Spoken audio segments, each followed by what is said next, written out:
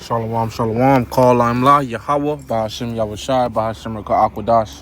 Yahweh being the name of the true Heavenly Father, Yahweh Shai being the only begotten Son. Double honor to the elders and apostles of Great Millstone. Shalom to you, Akim in the faith, doing the work in truth and sincerity. I brought this out of lessons edifying and straight to the point. The title of this lesson today is going to be A Prophecy Coming to Pass, as I am continuing this series.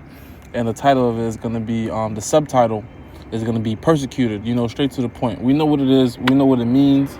We're going to get into the word. We're going to define it. We're going to get scriptures upon that subject.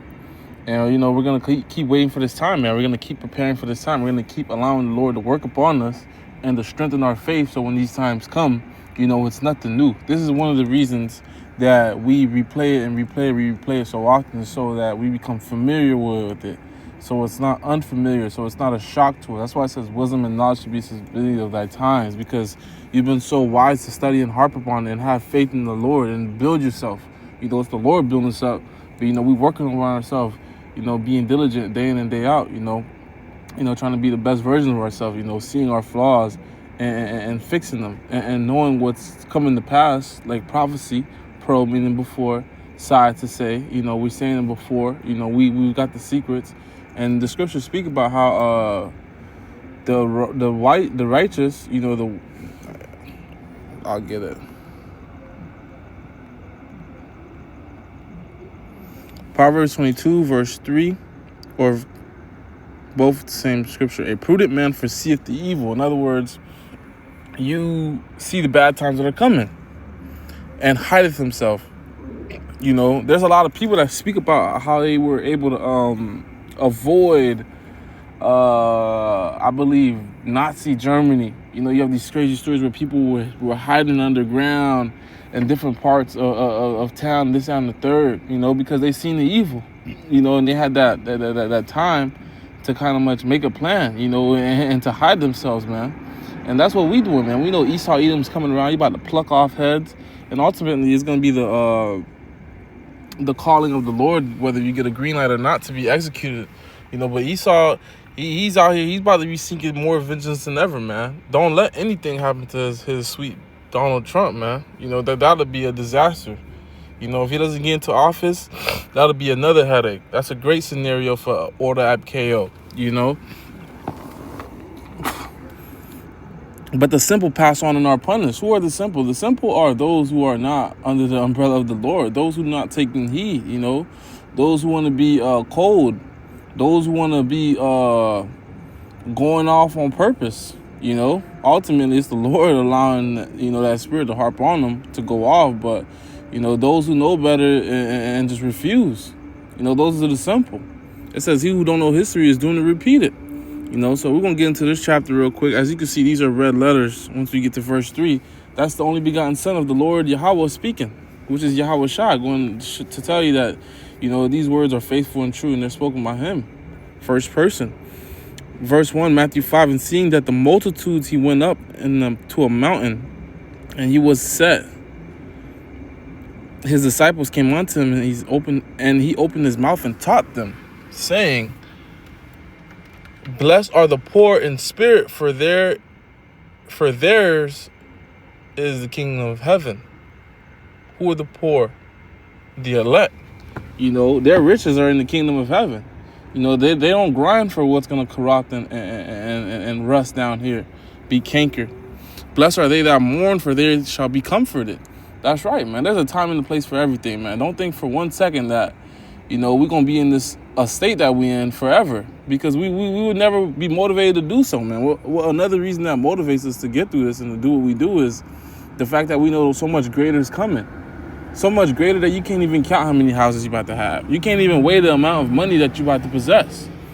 You won't even know how much, you're going to know, because we're going to be the wisest of the wise, and we Jakes. Of course, Jake know they shit, but Jake, you're going to be so damn loaded. Of course, like, what's their name? The Bezos, the Musks, the Rockefellers, all these elitists that have buku money. Yeah, they know, like, how much money they have in the bank or how much the money they worth. But, like, they so rich. Come on, man. They don't know every fucking thing. Come on, man. You think they know how much it costs to fill up their gas tank? You think They know the bills, all their bills to T-top shape. They know how much they need to be spending their budget. Hell no, man. They know they got so much money that they could never go broke, even if they tried to go broke. You could rob a bank that have their money and take all that money out the bank, and they still got more money left over because they got 10 other banks.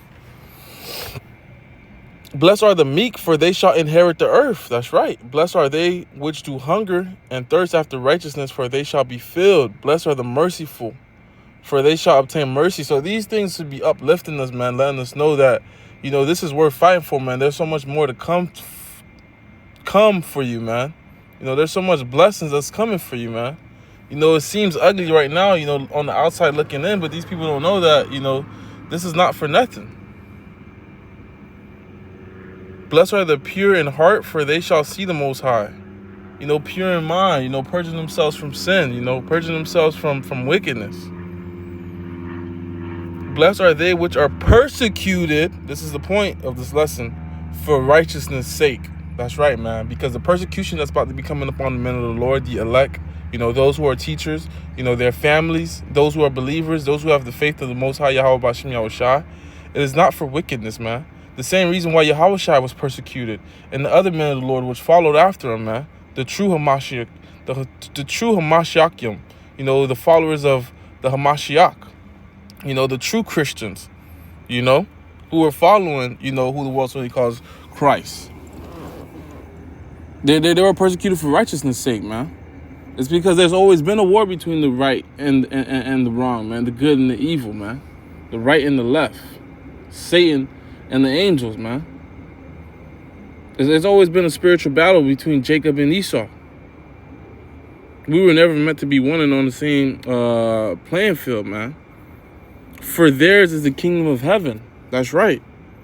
You know, because everyone that's going to be persecuted for the Lord, Yahweh B'Shem Yahushua's sake, they're of the elect. You know, and the elect have everything in front of them, man. The elect have a crown waiting on them, a palm waiting on them, a good job from Yahweh Shai, good job that got good and faithful servant. You have been good over a few things. I shall make you rulers over many things. You know, a seat in the chariot. You know, they have 143,999 brothers, you know, rulers waiting on them, and sisters and children through the Spirit, you know, their nieces and nephews, you know, whatnot. Deuteronomy 30:7 says, the Lord Yahweh, thy power will put all these curses upon thine enemies and on them that hate thee, which persecuted thee. Who's our enemies? Our enemies is ultimately everyone that's not an Israelite. And on this side, even 2/3 of our own people, you know, because they have taken the ways of the heathen. But right now what we're seeing, man, is the Lord taking these curses that were once upon us, man, and loosening them off of us and putting them on our enemies slowly and slowly.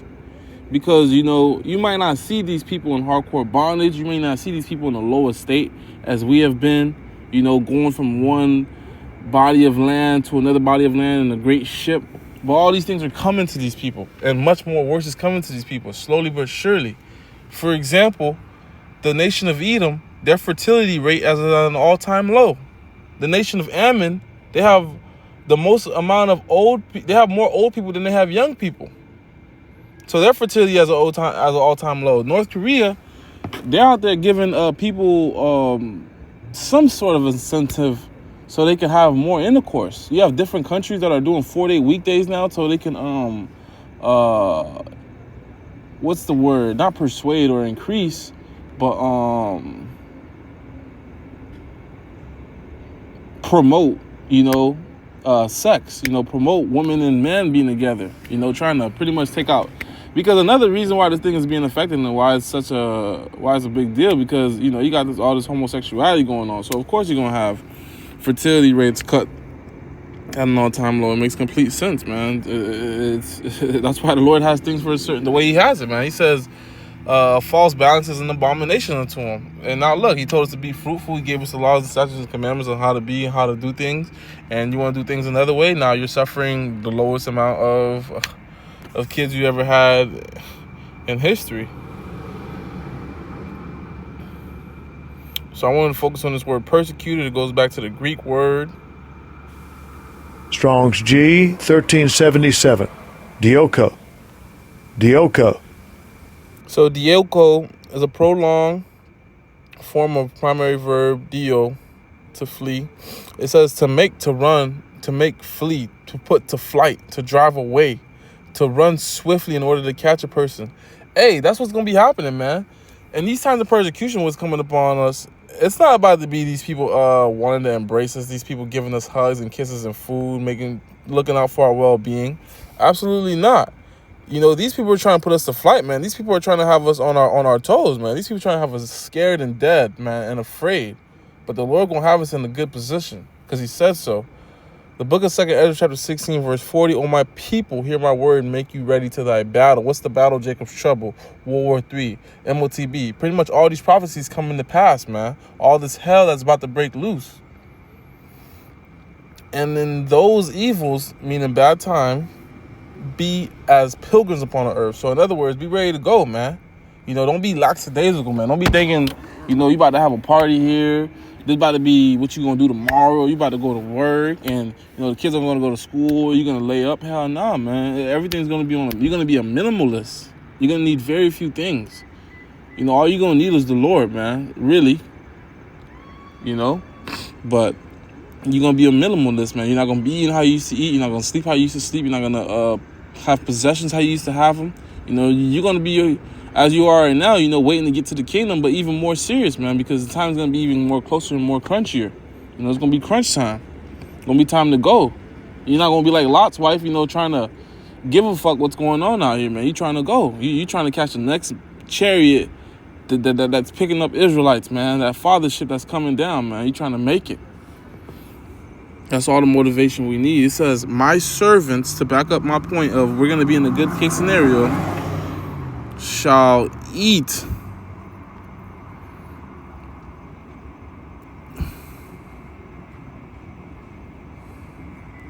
here. Let me get my servant shall laugh.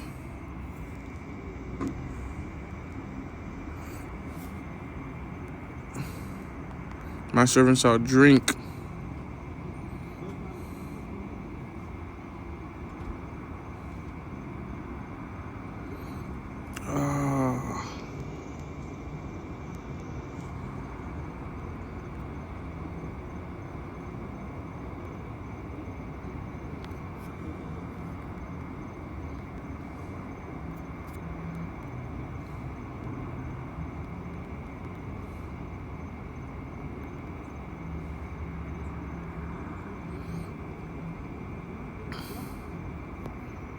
Yeah, it is Isaiah 65.